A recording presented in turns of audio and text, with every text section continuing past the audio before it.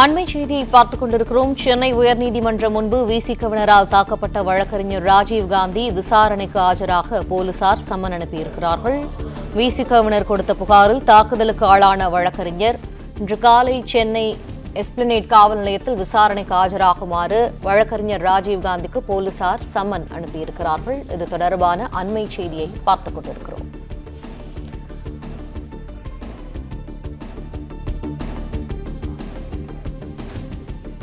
தன்னை தாக்கியதாக வழக்கறிஞர் ராஜீவ்காந்தியை காலையில் அழைத்துள்ள போலீசார் விசிகவினரை மாலையில் வருமாறு அழைத்திருக்கிறார்கள்.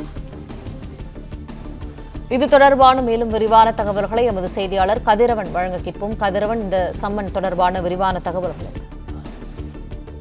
சென்னை உயர்நீதிமன்றம் அருகே கடந்த 7ஆம் தேதி அன்று விசிக தலைவர் திருமாவளவன் அவர்கள் கார் சென்றபோது வழக்கறிஞர் ராஜீவ்காந்தி என்கிற இருசக்கர வாகனத்தில் மோதியதாக கூறப்படும் விவகாரத்தில் ராஜீவ்காந்தி தாக்கப்பட்டார். இந்த தாக்கப்பட்ட விவகாரம் தொடர்பான வீடியோ காட்சிகளும் வெளியானது.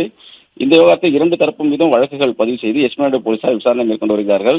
குறிப்பாக விசிக தலைவர் திருமாவளவன் தரப்பிலிருந்து வழக்கறிஞர் பார்வேந்தன் அளித்த புகாரின் பேரில் வழக்கறிஞர் ராஜீவ்காந்தி மீது 3 பிரிவுகளில் வழக்கு பதிவு செய்யப்பட்டிருக்கிறது. யாரையேனும் தவறாக தடுத்து நிறுத்தல், கொலை மிரட்டல், அமைதியை கொலைக்கும் வகையில் அவமதிப்பு உள்ளிட்ட 3 பிரிவின் கீழே வழக்கு பதிவு செய்யப்பட்டது. அதே போல ராஜீவ்காந்தி தன்னை தாக்கிய விசிகவினர் மீது நடவடிக்கை எடுக்க வேண்டும் என்று அளித்த புகாரின் பேரில் அடையாளம் தெரியாத 20 நபர்கள் மீது வழக்கு பதிவு செய்யப்பட்டிருக்கிறது. காயம் ஏற்படுத்துதல், ஆபாசமாக பேசுதல் உள்ளிட்ட 2 பிரிவின் கீழே அடையாளம் தெரியாத 20 விசிகவினர் மீது வழக்கு பதிவு செய்யப்பட்டது.